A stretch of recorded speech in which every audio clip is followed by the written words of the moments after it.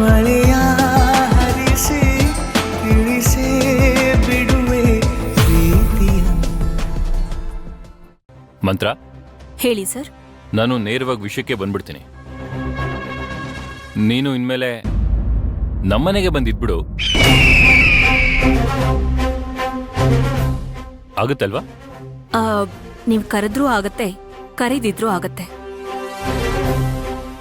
ಆದ್ರೆ ಅಷ್ಟೇ, ಆದ್ರೆ ಪಾದ್ರೆ ಅಂತ ಏನು ಬೇಡ. ಮಂತ್ರ, ನಿನ್ ಕೈ ರುಚಿ ಮನೇಲೆಲ್ರಿಗೂ ಇಷ್ಟ ಆಗ್ಬಿಟ್ಟಿದೆ. ಬರೀ ಕೈ ರುಚಿ ಹಿಡ್ಸಿದ್ಯಾ? ನೀನು ಹಿಡ್ಸಿದ್ಯಾ ಮಂತ್ರ, ಸರಿನಾ? ಬೇಗ ಬಂದ್ಬಿಡು. ಸರಿ, ಬರ್ತೀನಿ. Okay, thank you.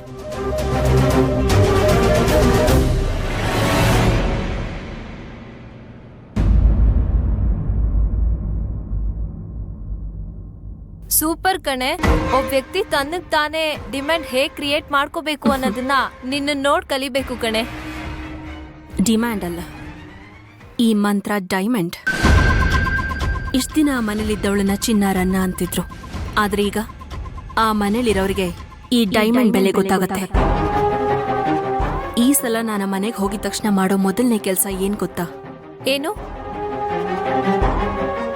ಮಾತಿಗೊಂದ್ಸಲ ಶಾಂತಿ ಹಾಗಿದ್ಲು, ಹೀಗಿದ್ಲು, ಹೀಗ್ ಮಾಡ್ತಿದ್ಲು ಅಂತ ಹಾಗಂತಿದ್ದವ್ರ ಮನ್ಸಿಂದ ಆ ಶಾಂತಿ ಅನ್ನೋ ಹೆಸರನ್ನೇ ಅಳಿಸಿ, ಆನೆ ಇದ್ರೂ 1000 ಸತ್ರು 1000 ಅಂತಾರಲ್ಲ, ಹಂಗೆ ಈ ಶಾಂತಿ ಇದ್ದಾಗ್ಲೂ ಎಲ್ರಿಗೂ ಬೇಕು, ಅವಳ ತೊಲಗ್ ಹೋದ್ಮೇಲೂ ಅವ್ರು ಎಲ್ರಿಗೂ ಬೇಕಾಗ್ತಾಳೆ.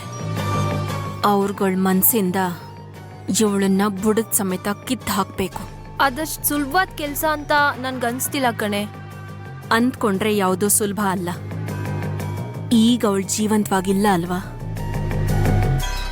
ಇದು ಅಷ್ಟೇ. ಈ ಸಲ ಈ ಮಂತ್ರ ಆ ಮನೆ ಕಾಲಿಡ್ತಾ ಇರೋದೆ ಆ ಮನೆಯಲ್ಲಿ ಶಾಂತಿ ಅನ್ನೋ ಹೆಸರನ್ನ ಸಂಪೂರ್ಣವಾಗಿ ಕಿತ್ತಾಕಕ್ಕೆ.